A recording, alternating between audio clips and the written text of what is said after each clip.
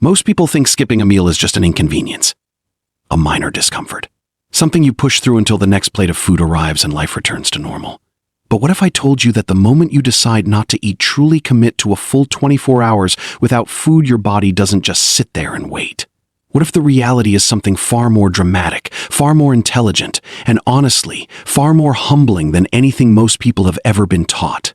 Because here's what's actually happening beneath your skin when you stop eating. Your organs don't go quiet. They don't power down. They transform.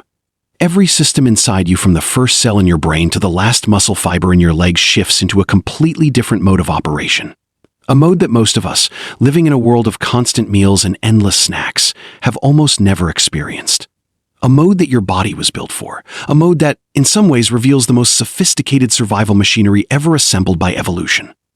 This is the hour-by-hour science of what happens to your organs when you fast for a full 24 hours. Not the version you've heard in headlines. Not a fitness influencer's oversimplification. The real research-backed, deeply fascinating story of what your body is quietly doing while you're staring down an empty plate. Stay with this until the end, because what happens around hour 22 will completely change the way you think about hunger forever. Let's begin at hour 0. The last bite of food has been swallowed. The fork is down. And somewhere deep in your digestive tract, a kind of biological countdown has just started, though your body doesn't know it yet. For the first hour or two, things feel almost normal. Your stomach is still warm with the last meal. Digestion is humming along. Enzymes are breaking down whatever food remains. Your small intestine is absorbing nutrients, and the pancreas is releasing insulin to usher glucose from your bloodstream into your cells. Everything is operating exactly as your body expects. It has no reason to think anything unusual is coming. But by the second and third hour, something subtle shifts. The stomach empties, the flow of nutrients slows. Insulin begins to taper. And your body starts asking a quiet question, a question that will grow louder and louder over the coming hours. Where is the next meal? This is not panic yet, it's a gentle inquiry. Your nervous system glances at its calendar, so to speak, and finds nothing scheduled. The stomach, a creature of magnificent habit, begins to contract in a familiar rhythm, releasing gastric acid and digestive enzymes almost as a reflex. It is preparing for food that isn't going to arrive. The result, if you've ever heard your stomach growl at an inconvenient moment, is that hollow, almost mechanical rumble. That sound is your digestive system running a program with no input, a machine cycling through its routine on an empty stage. Meanwhile, a hormone called ghrelin, the hunger hormone, begins to rise in your bloodstream. Ghrelin is produced primarily in the stomach lining, and its job is simple and relentless. Tell the brain it's time to eat. As ghrelin surges, you will feel that gnawing pull toward food. Your mind might wander to specific meals, specific smells. Your focus might sharpen just slightly on the idea of eating. And here is the first thing most people get wrong about fasting. They interpret ghrelin's rise as a warning sign, evidence that something is going wrong, but ghrelin follows a schedule. It peaks at predictable times that roughly mirror your usual eating windows. If you normally eat lunch at noon, ghrelin will surge around noon whether or not you actually eat. And then, if you don't eat, it fades again on its own. The hunger isn't endless. It's a wave, and waves pass. What's happening in your blood during these first few hours is equally telling. Insulin levels have begun their steady descent. Glucose, the simple sugar your cells have been burning for fuel, is slowly being used up, not replaced. Your body is drawing down its immediate reserves, the way a household might run down the last of its groceries before a resupply trip. The question now is, how long can it last on what's already there? By hour 4 to 6, your body has officially consumed most of the glucose circulating in your blood. This is the moment that many people who've tried fasting describe as the wall, a wave of fatigue, irritability, mild headache, the sense that your brain is running on dial-up internet when it's used to fiber. And physiologically, that description isn't far from the truth. Your pancreas, sensing the drop in blood glucose, reduces insulin output significantly. This is a crucial signal. Lower insulin is essentially a green light for the next phase of energy management, but to get there, the body needs to make a transition it doesn't make lightly. The liver steps forward. Tucked beneath your right rib cage, weighing about 3 pounds, the liver is one of the most biochemically versatile organs in the human body. Most people associate it with filtering alcohol or processing medication. But during fasting, its most ancient and critical function takes center stage: glucose regulation. Your liver has been quietly storing glucose in a polymerized form called glycogen, essentially a dense, compact battery of sugar. During normal feeding cycles, your liver charges this battery after every meal and draws it down between meals to keep your blood sugar stable overnight. By hour 4 to 6 of a fast, it begins releasing that stored glycogen in earnest, breaking it back down into glucose and trickling it into the bloodstream. This process is called glycogenolysis, and it is your body's first true act of self-sufficiency. It doesn't need food to keep your brain running, it manufactures fuel from its own reserves. Think of it as your internal backup generator kicking on. But here is the problem. The liver's glycogen reserves are not unlimited. In the average adult, the liver holds somewhere between 80 and 120 grams of glycogen, enough to fuel your brain and body for roughly 8 to 12 hours, depending on your activity level. Your muscles hold additional glycogen, but that supply is largely reserved for the muscles themselves and doesn't circulate into the bloodstream to help other organs. Which means that by hour 6, your backup generator is running. By hour 10, it's starting to run low. And by the time you reach the 12-hour mark, the body faces a decision that will define everything that comes after. It needs a new fuel source. And what happens next is, without exaggeration, one of the most remarkable metabolic events the human body is capable of. Around hour 10 to 12, something quietly extraordinary begins in your liver. With glycogen stores nearly depleted and insulin still falling, the liver receives a new set of chemical signals. Fat cells throughout your body, white adipose tissue, the stored energy you've been carrying around in your abdomen, your hips, your thighs begin releasing their contents. Inside each fat cell are molecules called triglycerides. These are the actual stored form of fat, 3 fatty acid chains bound to a glycerol backbone. When insulin drops low enough, an enzyme called hormone-sensitive lipase activates, essentially unlocking the fat cell and allowing those triglycerides to break apart. The fatty acid chains are released into the bloodstream and travel to organs, particularly the liver and the muscles, to be burned directly for energy. But fatty acids have a problem. The brain, which is your body's single most demanding organ and accounts for roughly 20% of your total energy consumption, cannot directly burn fatty acids. The blood-brain barrier doesn't allow large fatty acid molecules through. The brain runs primarily on glucose, and with glucose running low, it is facing what looks like an energy crisis. This is where the liver performs what might be its most brilliant trick. In a metabolic process called ketogenesis, the liver takes incoming fatty acids and converts them into small, water-soluble molecules called ketone bodies, primarily acetoacetate, beta-hydroxybutyrate, and acetone. These ketones are small enough to cross the blood-brain barrier. Your brain, it turns out, is not only capable of running on ketones, it actually functions quite well on them. Some research suggests it functions even better. Studies have shown that ketones provide a more stable, steady energy supply to neurons than glucose does, without the spikes and crashes that accompany carbohydrate metabolism. This is the moment your body officially crosses into ketosis, a metabolic state that the diet industry has sold back to you at a premium for decades, but which your body has been capable of entering for free, naturally, since before you were born. It is not a hack. It is not a trend. It is an ancient survival mechanism encoded into your biology over hundreds of thousands of years of human evolution. Your ancestors couldn't order food on their phones. They hunted, they gathered, and they went long stretches without eating. Ketosis is how they stayed sharp enough to survive. By hour 12 to 14, if you're measuring the markers, insulin is near its lowest levels of the day. Glucagon, insulin's hormonal counterpart, released by the pancreas to raise blood sugar, is elevated. And your body is shifted from a fed state to a fasted state in a way that is now measurable, metabolic, and meaningful. You have crossed into territory that most people in modern societies spend their entire lives never entering. But here's where it gets genuinely strange. At the cellular level, something is happening that goes far beyond fuel management. Something that doesn't show up in blood tests you would get at a standard clinic. Something that researchers are only beginning to fully understand, and what they are finding is challenging some of our most fundamental assumptions about aging, disease, and what it means to be healthy. By hour 14 to 16, inside virtually every cell in your body, a process called autophagy begins to meaningfully ramp up.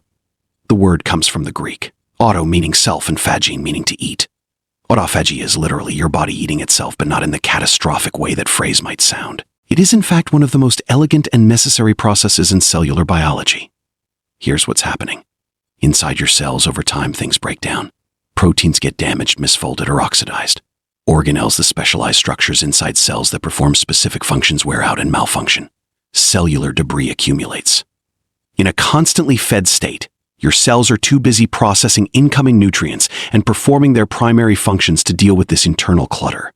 The cleaning crew never gets a chance to clean because the office never closes. Fasting closes the office. When nutrients stop arriving and insulin drops, a protein complex called mTOR, the cell's primary nutrient-sensing regulator, becomes less active.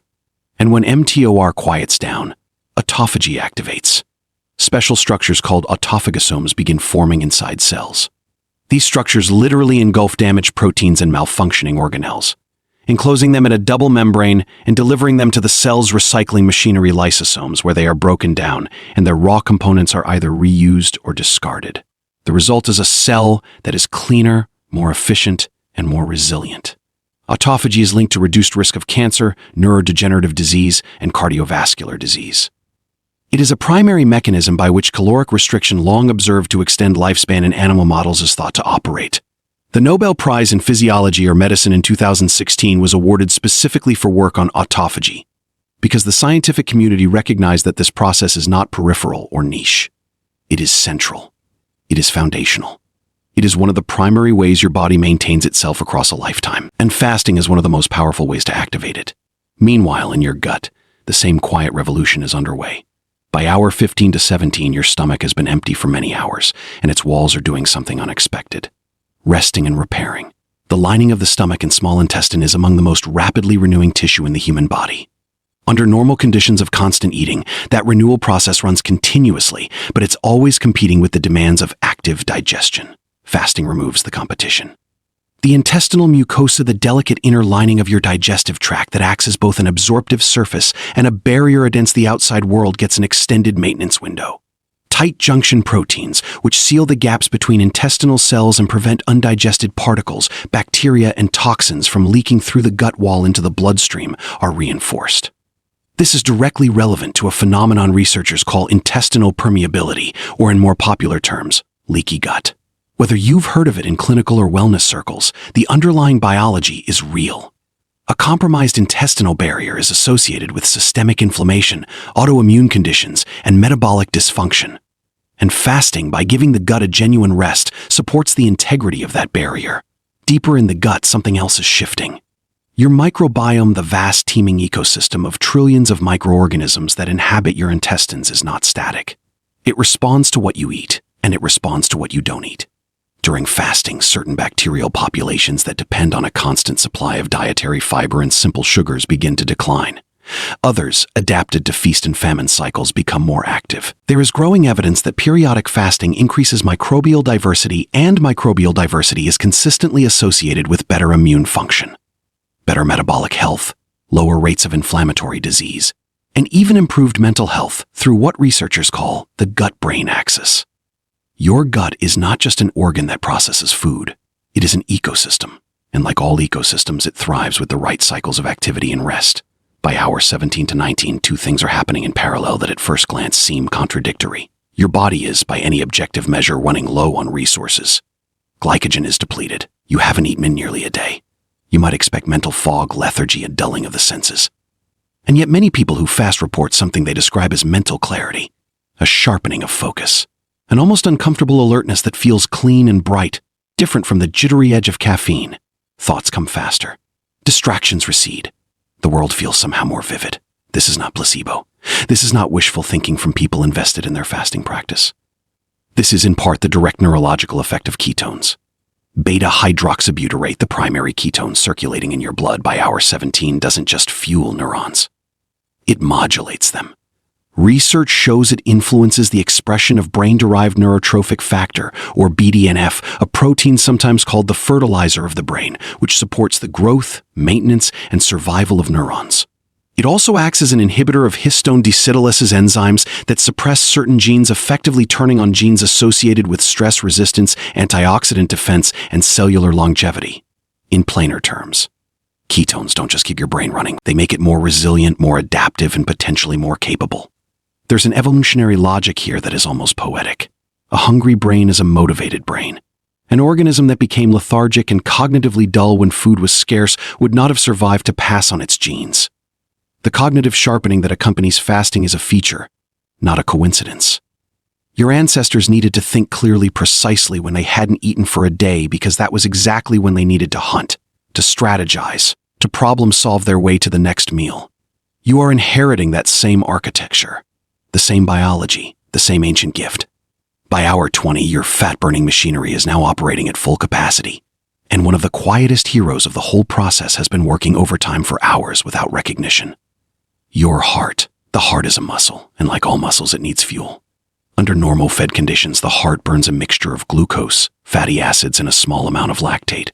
But here's something that surprises most people. The heart actually prefers fatty acids and ketones over glucose. It is, metabolically speaking, uniquely well-suited to fasting. Some cardiac researchers describe the heart as a metabolic omnivore capable of efficiently burning almost anything you give it, but running particularly cleanly on the fuel profile that fasting produces. By hour 20, with insulin low and ketones available, the heart is burning fuel in a ratio it finds favorable. Cardiac efficiency improves. Some studies show that the reduction in insulin associated with fasting can reduce inflammation in the arterial walls, the same inflammation that, when chronic, drives the development of atherosclerosis, or hardening of the arteries. Blood pressure can decrease modestly.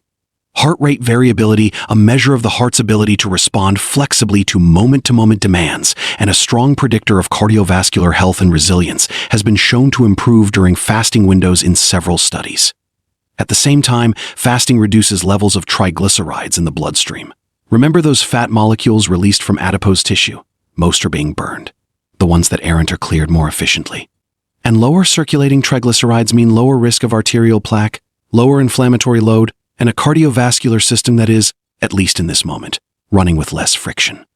There is a caution here worth naming. Fasting can also temporarily alter electrolyte balance. Sodium, potassium, and magnesium levels can shift as the kidneys respond to falling insulin by excreting more sodium, which pulls water and other minerals with it. For most healthy adults, this is manageable with proper hydration.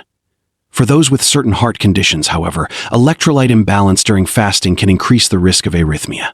This is one of several reasons why extended fasting should be approached with medical oversight for anyone with a pre-existing cardiovascular condition. The benefits are real, but so are the individual variables. And now we arrive at the moment I promised you at the beginning. Hour 22. By now, autophagy is operating at what researchers estimate to be its most active levels during a typical 24-hour fast.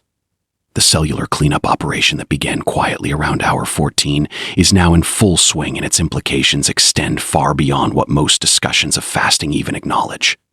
Here is what autophagy is actually protecting you from. One of the defining characteristics of cancer cells is their ability to accumulate damaged, mutated proteins without consequence because the cell's normal quality control systems have been disrupted or overwhelmed. Autophagy is one of those quality control systems. By clearing damaged proteins before they accumulate to dangerous levels, autophagy reduces the substrate, the raw material that cancer cells need to propagate unchecked. This is not to say fasting cures or prevents cancer. The relationship is more nuanced and still actively being researched. But the connection between impaired autophagy and cancer risk is well established in the scientific literature, and the connection between fasting-induced autophagy and cellular protection is equally well supported. In neurodegenerative disease, the stakes are just as high. Alzheimer's disease is characterized in part by the accumulation of misfolded proteins, amyloid beta plaques, and tau tangles in brain tissue. These accumulations are essentially the failure of cellular clearance. Autophagy clears misfolded proteins. In animal models, fasting-induced autophagy has been shown to reduce the buildup of these toxic aggregates. Human data is still emerging, but the basic biology is compelling. A well-functioning autophagy system is a protective factor against the very diseases most feared in aging populations. And then there is the matter of longevity itself. Some of the most reproducible findings in all of biology involve the relationship between caloric restriction and lifespan. In organisms from yeast to worms to flies to mice, reducing caloric intake by 20 to 40% consistently extends maximum lifespan, often by 30 to 50%. The mechanisms are multiple, but autophagy is consistently identified as one of the primary drivers. By periodically activating this cellular housekeeping system, organisms maintain their cells in better condition for longer, and that maintenance translates to a longer, healthier life. You are, at hour 22 of a fast, activating this same system. Not in a laboratory, not through a drug or a supplement, through the most ancient intervention in biology: choosing not to eat. By hour 23, something shifts in your hormonal landscape that most people have never heard about despite its enormous relevance to both health and longevity. Human growth hormone, or HGH, has been rising steadily throughout your fast. But by the 23rd to 24th hour, levels can reach 5 times their baseline, a dramatic surge that, under normal circumstances, would require an injection of synthetic hormone to replicate. And yet your body produces it naturally, freely, as a direct response to fasting. Growth hormone's name is slightly misleading. Yes, it promotes growth. It's the hormone that drives the physical growth of childhood and adolescence. But in adults, its functions are subtler and in many ways more important. Growth hormone is a primary signal for fat mobilization, directing adipose tissue to release stored fatty acids for fuel. It is a powerful protector of lean muscle mass, signaling the body to preserve protein structures even as fat is being burned. It supports tissue repair and regeneration throughout the body, accelerating the healing of everything from micro tears and muscle fibers to damage in organ tissues. And critically for fasting, growth hormone works in concert with the fat-burning and cellular repair processes that have been building for the past 23 hours. Its rise is not a coincidence. It is your body marshaling its most powerful recovery and maintenance signals precisely when external resources are absent, sending the message to every tissue in your body that whatever energy remains should be spent on preservation, repair, and resilience, rather than growth or storage. This is the biological version of a deep clean, the whole system working together in coordination to maintain and protect itself. As you approach the 24-hour mark, your body has undergone a transformation that most people living on 3 meals a day and constant snacking will never experience. Not in a week, not in a month, because those conditions simply never create the metabolic pressure required to trigger these deeper adaptive processes. Your blood sugar is stable, maintained entirely by internal production gluconeogenesis in the liver, converting glycerol from fat breakdown and amino acids from protein turnover into a steady trickle of glucose for the organs that still need it, particularly the red blood cells, which lack the mitochondria required to run on fat or ketones. Your brain is running primarily on ketones, and it is running well with elevated BDNF levels, increased expression of antioxidant genes, and a neurochemical profile that, in many ways, resembles the state associated with meditation, flow states, and deep focus. Your fat cells are doing their job, providing the fuel that is sustaining your entire system. Triglycerides that have been stored, perhaps for months or years, are finally being put to use. Your gut is resting, repairing, and rebalancing its microbial ecosystem. Your cells are undergoing autophagy, removing damaged components, recycling molecular debris, and emerging cleaner and more efficient than they were 24 hours ago. Your heart is beating with lower circulating inflammatory markers and a fuel profile it actually prefers. And your growth hormone levels are at their peak, signaling a full body commitment to repair, preservation, and resilience. This is what 24 hours without food looks like from the inside. Not deprivation, not starvation. It is adaptation. It is the human body doing exactly what it was built to do, flexing the metabolic intelligence that kept our species alive across every era of scarcity, hardship, and uncertainty that preceded the extraordinary food abundance of the modern world. Now, a word of honesty, because this story deserves a complete telling, not a promotional one. Fasting is not for everyone. For people with type 1 or type 2 diabetes, the hormonal shifts during fasting, particularly the drop in insulin and rising glucagon, can trigger dangerous fluctuations in blood glucose that require medical supervision to manage safely.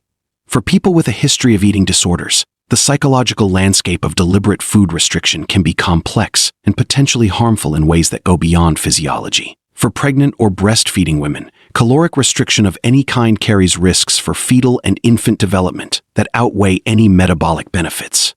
For anyone on medications that require food for proper absorption or that affect blood sugar, fasting changes the pharmacokinetics in ways that need to be managed with a clinician's guidance.